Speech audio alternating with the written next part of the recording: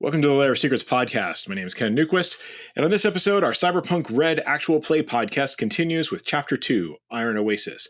Unlike Chapter 1, we're only releasing a summary of this particular podcast because we had some technical difficulties that caused the video to glitch and the audio to crap out near the end. So we're doing this summary so you actually have some idea of what's actually happening in the campaign going forward. So, previously on Cyberpunk RED, the Edgerunners were hired by the Maker Enclave, a group of throwback tech heads that aggressively void warranties, to acquire some new black box tech from Zetatech. The corporation's farming subsidiary developed the next iteration of its farm tractors, which, of course, have no user-serviceable parts and software that can't be modified by the end users. The makers are looking to crack the software and liberate a few Southern California farms from Zetatech's technological yoke. The Edgerunners learned that the black box containing the new tractor trailer is being shipped to a testbed farm in Southern California via Stormhold Transport's new self-driving cargo rig. Rather than try and steal the black box from the Zetatech warehouse, they decided to hit the rig with a little help from Omen's extended family, the Nomads. Mission brief: Iron Oasis. With the crew set on hijacking the Stormhold transport, they did a little bit additional research into the prototype automated vehicle they intended to take down. They determined it was a Titan 1X, an autonomous vehicle with an onboard AI and self-contained network that controlled its myriad features. It had propulsion, hybrid motive power, electric for the city, true H2 based engine for overland driving, a cargo bay, a modular cargo bay capable of different configurations depending on the job's needs, weapons. The Titan carries 2 mini air drones for scouting and repelling attackers, and then our onboard architecture. The onboard control system was a level 9 net architecture, and access to the network's data port is protected by a locked external service node. With their research complete, the Edgerunners used old satellite maps to identify where they should try and take down the transport. They decided on the Iron Oasis, a privately owned junkyard located at the junction of State Route 101 and County Road 13, about 25 miles south of Night City. Across the road from the Oasis was the Mirage Fuel Stop, a refueling station frequented by nomads. Before traveling, they debated various strategies for dealing with the 1X, including using a roadrunner approach, where they would try and trick the AI into driving down a fake road by setting up a sort of roadblock to force the truck to stop, and then having it reroute. They also decided, well, we could also just do the thing where we set up a blockade and force it to come to a complete halt, and then we'll board it that way. So they decided to do the latter. They secured a number of magnetic harpoons that they could use to attempt to board the truck while it was still moving, just in case it got away from them or the original plan didn't work.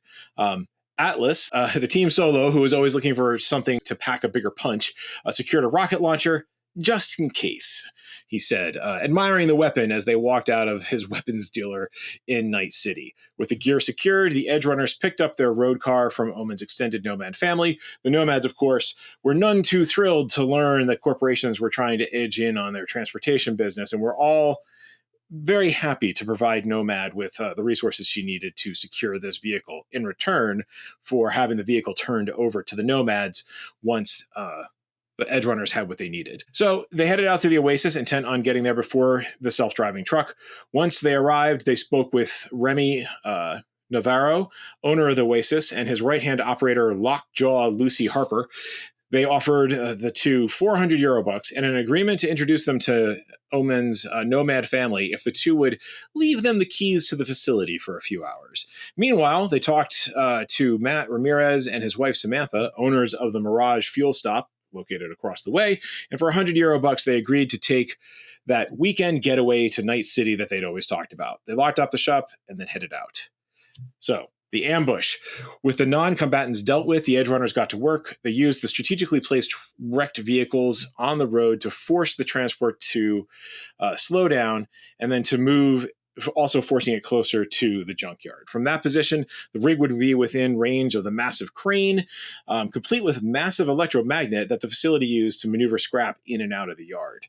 APT, the team's netrunner, hacked the crane's controls and prepared to go fishing for transports. Meanwhile, Omen, the Nomad, and Angry Bob, the media, packed into the Nomad's vehicle and prepared to chase the transport rig just in case it got away. Meanwhile, Atlas took to the high ground of the fuel station roof, making sure that his assault rifle and rocket launcher were within easy reach. The plan went off beautifully. The rig appeared, thundering down State Route 101, then slowing as it approached the blockade of wrecked cars. As the onboard artificial intelligence tried to navigate the obstacle, APT snagged the machine with the electromagnet and hoisted it partially off the ground. The crew then moved to secure the Stormhold transport, with Omen jumping into the truck's empty cab, while APT deftly bypassed the security on the rig's network access port. The Netrunner jacked into the vehicle's network and found it oddly empty. The architecture had been badly scrambled by the electromagnetic pulse from the magnet, and that left the architecture in a disarray and essentially undefended. APT quickly secured the network and the necessary files and then jacked out. The Edge Runners popped open the back of the rig and secured the Zetatech black box.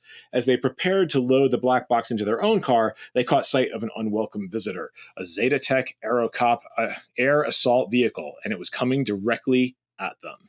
Thank you for listening. If you have feedback, we love feedback. You can send it to us at podcast@lairofsecrets.com. We mostly post over at Mastodon at https://dice.camp/@lairofsecrets. But of course, the links are always in the show notes. We stream this live on Twitch if you want to get your fix early and unedited. You can also visit lairofsecrets.com to leave us feedback, topic ideas, and find all the other social sites we exist on.